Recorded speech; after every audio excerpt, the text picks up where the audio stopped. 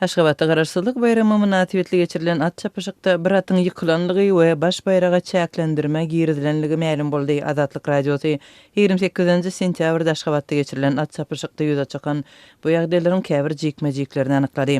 Azatlyk radiosynyň habarçylarynyň sözlerine görä Aşgabatyň ipodromunda geçirilen at çapyşygynyň tomoşaçylary bir atyň ýykylyp aýagyny döwen pursadyna şaýat bolupdyr.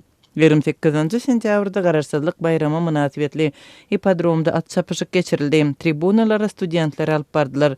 11 sany aýlaw bolmaly atlaryň biri ýykylyp aýagyny döwdi.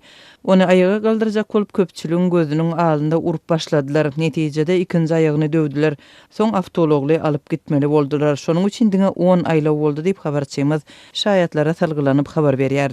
Türkmenistanyň habar beriş serişdeleri 28 sentýabrda Ahalteki halkaratçylyk toplumunda geçirilen bu at çapyşygyna Türkmenistanyň prezidenti Gurbanguly Berdimuhammedowyň we hökümet resmiýetleriniň gatnaşanlygyny habar berdiler. Bu maglumatda jemi 7 aýlawyň bolanlygy we hertine 10 katyň gatnaşanlygy habar berildi.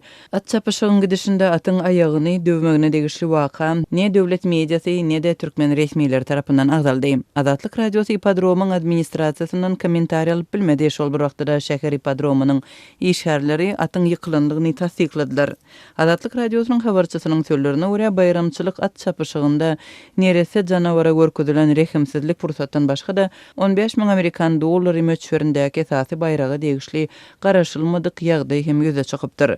Şol ýerde ýeňije at çapyşygyň guramaçylary prezidentiň fondundan 15.000 Amerikan dollaryny gowşurdylar. Bukçany açdylar we adamlar dollar pullaryny gördüler. Emma çempionuň eline dollar däldi, döwlet kursy boýunça manat berildi. Üstesine ol bu puly özüne däldi, diňe atçylyk esbaplaryna sowmaly edildi diýip habarçymyz Aşgabatdan habar berýär. Ahalteki atlary Türkmenistanyň milli gymmatlygy hasaplanýar. Atçylyk toplumy prezident Gurbanguly Berdimuhammedowyň gözegçiliginde dolandyrylýar.